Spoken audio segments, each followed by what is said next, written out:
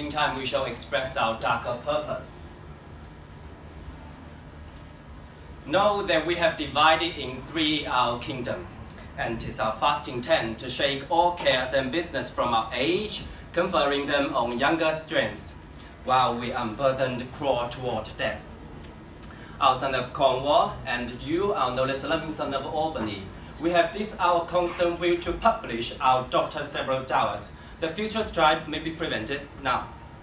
The princes, France and Burgundy, great rivals in our youngest daughter's love, long in our court, have made their amorous sojourn, and here are to be answered.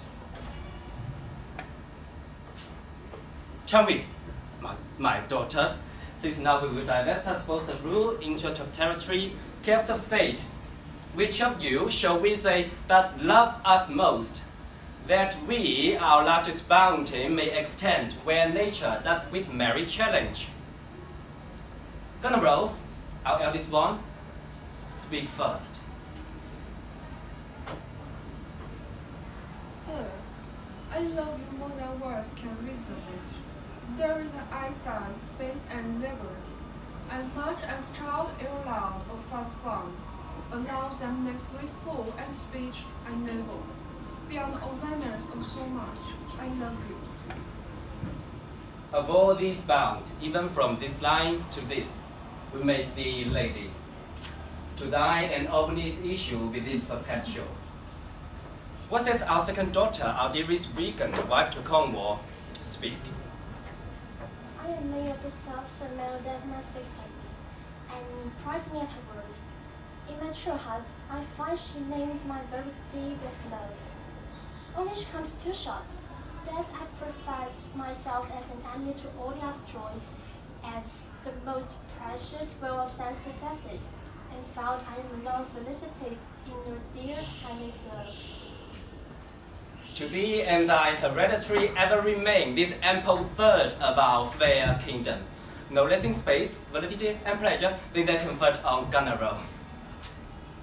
Now, our joy, although the last, not least, to whose young love the vines of France and milk of Burgundy strive to be interest. What can you say to draw a third more than your sisters? Speak. Nothing, my lord. Nothing. Nothing. Nothing will cover nothing. Speak again. Unhappy that I am, I cannot keep my heart into my mouth. I love your majesty, according to my bone, no more nor less. How, Cordelia? Mention speech a little, lest it may mar your fortunes. My lord, you have begot me, bred me, loved me, and return those dues back as a right fit, obey you, love you, and most honor you. Why have my sisters husbands, if they say they love you all? Happily when I shall wed, the Lord whose hand mastered my plight shall carry half my love with him, half my care and duty. Sure I shall never marry like my sisters to run my father off. But goes thy heart with this? Good my lord, So young and so untender, so young my lord, and true. let it be so. Thy truth and be thy dower, for by the sacred radiance of the sun, from whom we do exist and cease to be. Here I display all my paternal care, propinquity and property of that, and as a stranger to my heart and me, hold thee from this forever. Peace, come not between the dragon and his wrath. I loved her most, and thought to set my peace rest on her kind nursery. So be my grave, my peace, as here I give her father's heart from her. Hence avoid my sight!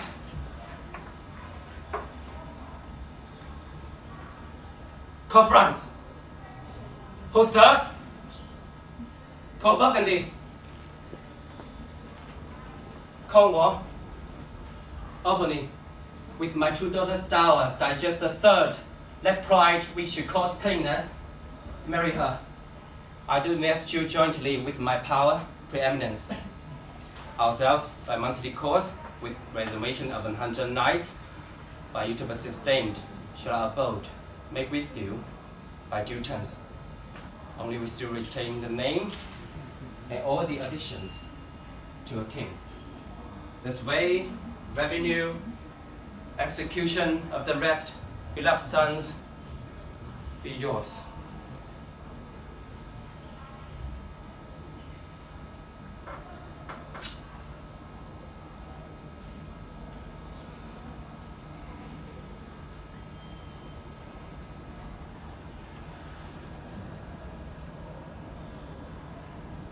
My Lord of Burgundy, we first address toward you. What in the least will you require in present dower with her, or cease your quest of love? Most Royal Majesty, I crave no more than what your Highness offered, no will tender less. Venerable Burgundy, when she was dear to us, we did hold her so, but now her price has fallen. So there she stands with there and she's yours. And no answer. So, will you, with these infirmities she owes, unfriended, new adopted to our hate, dowered with our curse, exchanged with our oath, take her or leave her? Pardon me, Royal Sir. Election lays not under such conditions. Then leave her, sir, for by the power that made me, I told thee all her wealth. For you, great king, a virtue liking a more worthier way than a wretch whom nature is ashamed almost to acknowledge hers. This is most strict. Then she, that even but knows your best object, blame all your age to the English trust of time, commit a season monstrous to dismantle. So many faults of failure. I beseech your majesty, if I want a glib and oily arm to speak in purpose not, you may know it is no vicious blood, murder, or foulness, no unchaste action or dishonest death that had deprived me of your grace and favor, or even for want of death, which I am richer. Better thou hast not been born than not to have pleased me better. It is but this. A Chinese which in nature often leaves the history unspoken. What it intended to do, my lord of Burgundy. What say you to the lady? Will you hang her? She is herself a diary. Royal Lear, give her that portion which yourself imposed. And here, I take Cordelia. By the hand. Duchess of Burgundy.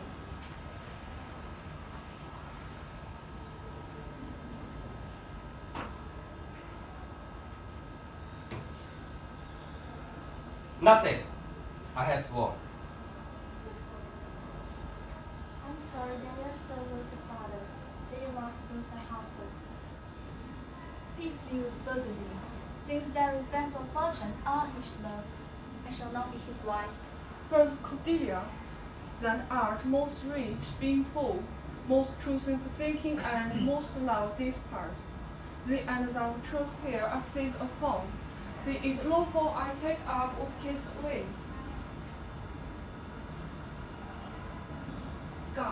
God, will stretch them from the coldest neglect. My love should not inflame respect.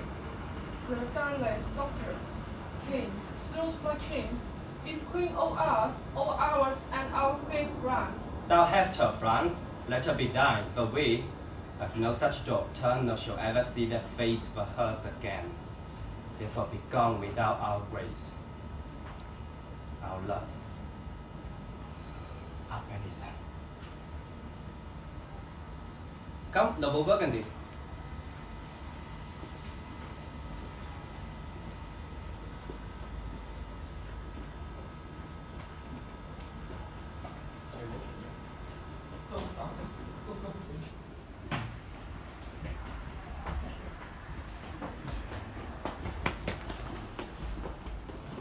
Bid farewells to your sister. The jewels of our father, with watch eyes Cordelia leaves you. I know you what you are, and like a sister and most slow to call your fall as they are named. You wrong our father. Your professed bosoms, I commit him. Prescribe not our duties. Let you study. Be to content to Lord, who had received you at fortress arms. You have obeyed scanted, and where was the words that you have wanted? Plunge on both plate kind heights. Sister,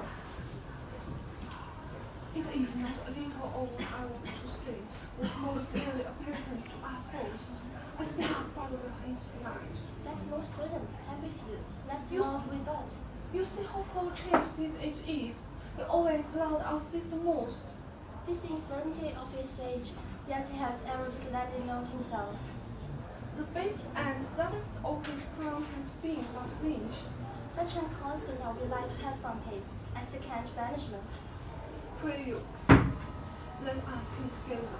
If our father can assault with such dispositions as he bears, the last third of his skill by trusting us. Show for the think on it. We must do something and in the heat.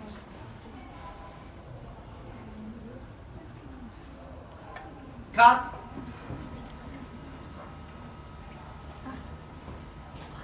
Thank you.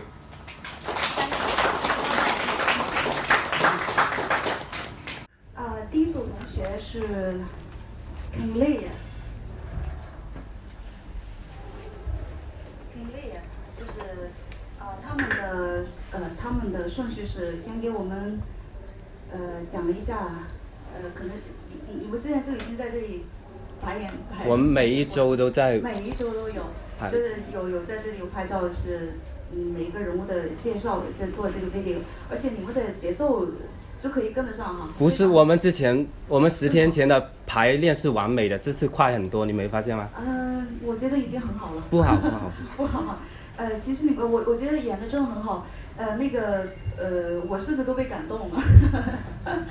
我觉得你们可以再继续再排练一下，就是你可以用在其他的一些场合当中，其实真的很好。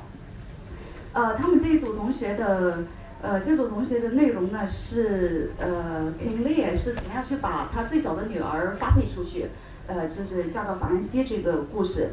先是这几个女儿，希望这几个女儿都能够赞美他，因为这个时候的里尔王呢还是非常的 arrogant， 就是非常的不可一世的，他还是这种性格，他的性格还没有得到最后的转变，是这部分内容。然后最后是发配到这边，就是整个是讲的这个故事。这组同学的在表演的时候，不管是节奏还有语调方面，我觉得都很不错。好，这是我几乎没有什么可以挑剔的，我觉得真的很好。